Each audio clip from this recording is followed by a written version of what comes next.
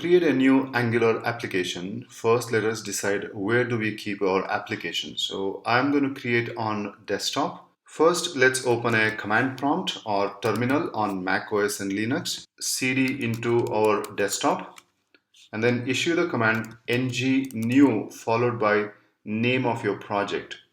Now, name of the project must be given in lowercase letters, and if you have multiple words, you can separate them using hyphen instead of space or underscore. So I'm going to type as movie browser, press enter, and this is going to ask you a few questions. It says, would you like to add Angular routing? Angular routing helps us create single page applications, which means you have a single index.html and then the content of the page change dynamically based on the URL path.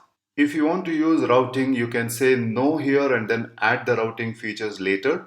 But if you say yes here, which we will do, Angular adds the necessary code for us. So let's keep it as yes, press enter. Then you have few options for your CSS. Do you want to use the raw CSS or do you want to use other variants of CSS such as SCSS or Sass, less, stylus, etc. I would like to keep it as CSS itself. We will be using Bootstrap, which is one of the most popular CSS framework from Twitter. This creates a lot of files, as you can see, and then installs all the Node.js dependencies. On Windows, this may take a lot of time, so have patience until this is finished. On Mac OS, I've seen that this works much faster. Even then, it is taking a lot of time. Once this is complete, we will walk through what is the actual code generated. Finally, after a couple of minutes, it has successfully initialized. Now, if you just do a dir on Windows or ls-l on Linux platform, you can see that you have the movie browser application. I can cd into that, and then if you see what are the files that are there, there are some folders. Node modules is the folder that contains all your Angular library dependencies. This is the one that took a lot of time for installation. The rest of them are some source codes. One of the most important file as we go and check it out is the package.json, which consists of all the dev as well as the production dependencies. And the most important one here is the angular.json, which is a configuration file for your Angular application. We can run our application by typing ng serve, and an optional -o will open the browser after the application is ready. So let's give it a try. Again, for the first use, this may take a lot of time, especially on Windows. And in my case, I have made Chrome as the default browser, so you should open Chrome in a second. You'll see that it opens localhost 4200, which is a local application being served on the port 4200. And it has some content over here, which is a boilerplate code, which we will get rid of that soon. Let's open our application using Visual Studio Code. So I'm going to click on the Visual Studio Code icon over here, and it says open folder. So we can open our folder as a workspace. So I click on this, go to my desktop over here, and then select the movie browser folder that contains all of my application. I click on open, and let's have a first look into package.json and see what exactly it contains. So the package.json contains your application. Just in case if you are trying to publish this on npm repository, this is the name that's going to be given to the same. Also, there's a version which is 0.0.0. There are a couple of scripts here which can be run using something called npm start or npm test. And for the rest of them, you may have to say npm run build, npm run lint, npm run e2e, or you can use the command ng for a lot of things. For example, I can say ng serve, ng build, or ng test. Because we have access to the global command called ng, we should be able to do all these things anyways. There are some dependencies. As you can see that there are basic dependencies. This is the one that contains our basic requirements.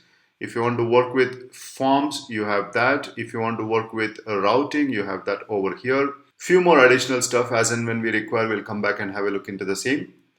There are a lot of dev dependencies, such as, for example, all the testing frameworks are required only during development, not during production. So that's over there. Let's have a look at quickly on Angular.json as well.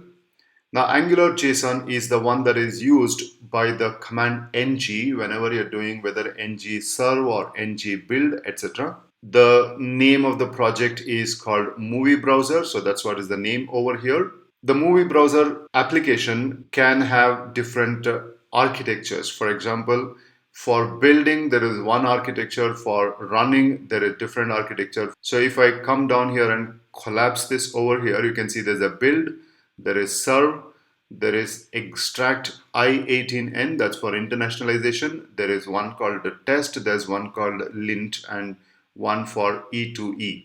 So these are all the different configurations that are defined in Angular.json. So when you run ng serve, this is the configuration that will be used. And if you expand the same, you will see that it's actually going to use an option called as movie browser :build. That means it depends on the build configuration with a little bit of variance over here. So if I expand the build configuration, you'll see that there are options that can be configured, and these are the options that are very important that we will have a look into that now. Number one is what is the home page of your application. So it says src/index.html. So if I happen to look at the src, there is an index.html, and you will see that the index.html consists of very basic structure HTML, a head section, a body with an unknown HTML tag, but this is very well known to Angular as a component. We will discuss a lot of things about components as we go forward. But this is the HTML that is served to the browser when you run the application. So which means if I go back to the Chrome and right click somewhere here and then say view page source, the actual HTML you see here is the result of this HTML.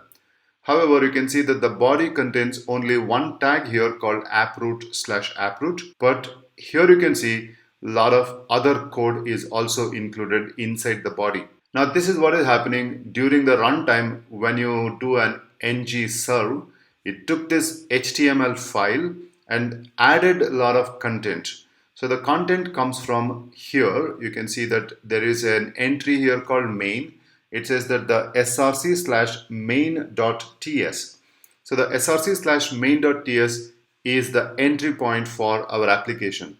So all the content of main.ts will be converted into main.js, and that's what actually we're going to see somewhere here. There is a script whose src is main.js. Apart from that, you can also see some of the other things like polyfill.js. This is the one that actually used when you're using Internet Explorer or an older browser which doesn't support the modern JavaScript.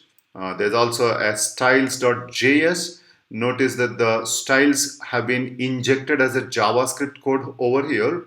But when you do a production build, this will be extracted into CSS and will be added over here in the index.html itself. You also see some files like vendor.js, and then there is a runtime.js. Now the runtime.js and vendor.js consist of Angular compiler over here. Now since we are running a development web server, Angular sits on your browser and interprets lots of code. But during production, the Angular compiler is no longer required. These will be combined into a single file called runtime.js. So at the runtime, this is the file that manages your application, which is going to be in the main.js file itself. So let's go to see what is there in the main.ts. So if I go to main.ts under src over here, it simply does one thing here, which is called bootstrap a module.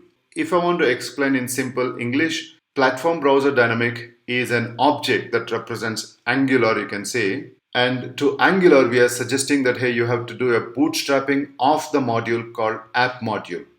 Now, app module is a code that is coming from the current folder /app/app.module. Whenever you see something like that, you can assume either .ts or .js. So right now, if you look at the app folder here, if I expand, you'll see that there is an app module ts.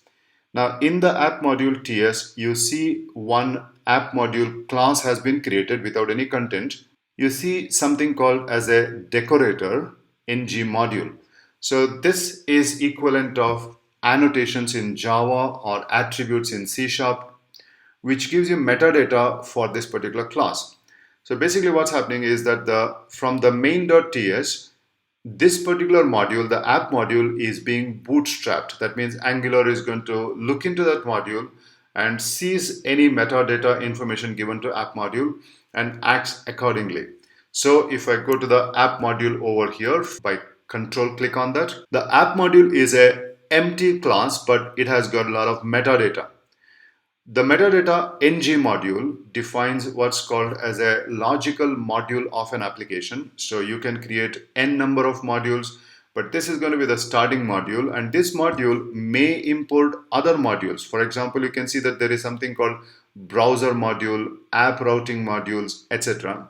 So if you want to add more modules, for example, if I want to work with HTML forms, I may have to come and say here forms module, and so on and so forth. So you add additional modules so that the content of that module becomes part of your application. We'll come back to this section later, but for now let's focus on the bootstrap, because we want to see when the application is started what is happening. So to come back again, when your application starts, this is the first line of execution.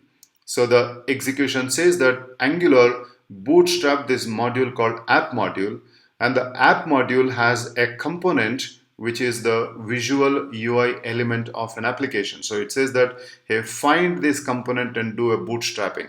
So if I go to the app component over here, which is a TypeScript class file here, which is called app component. Importantly, it has a decorator called @component, which provides metadata for this particular class. And one of the things that you can see here is called selector, which says app-root. And the app-root is the one that is used in index.html.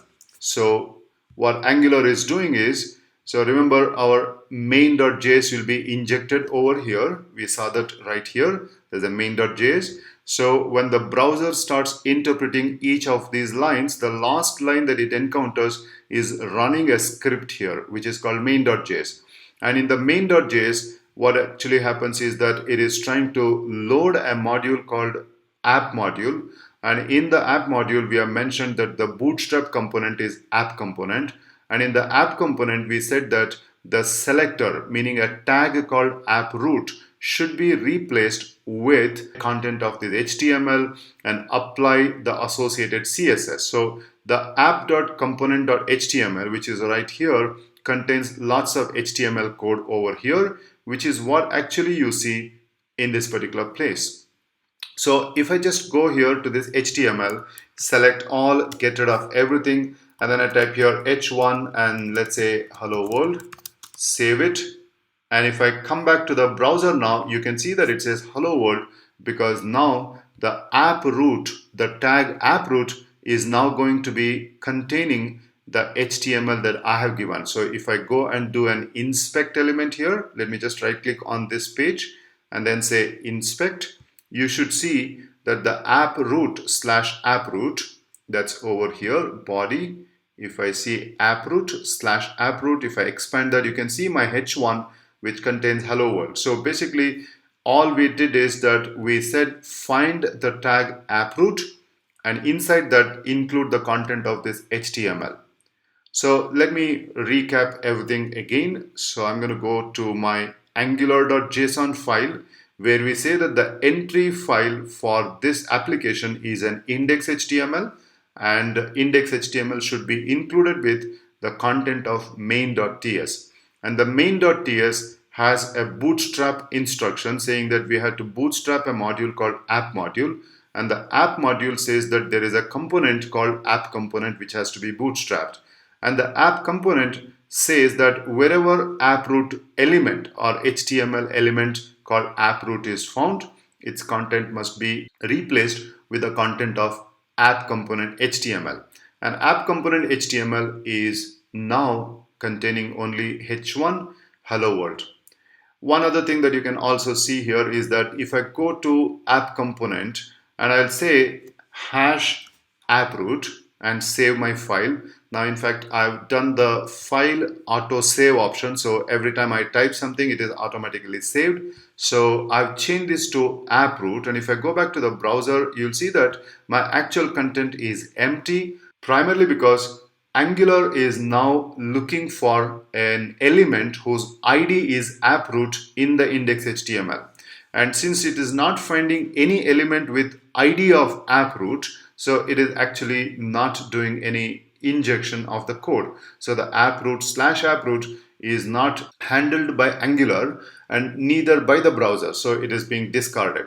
But if I go back to the HTML and instead of this, I can type here div hash app root like this. And if I press enter, Visual Studio Code is going to create a div with an ID of app root like this. And now you should see my HTML code comes back, because now we are actually telling in the app component TS that whenever there is an element whose ID is app root, replace that with this content.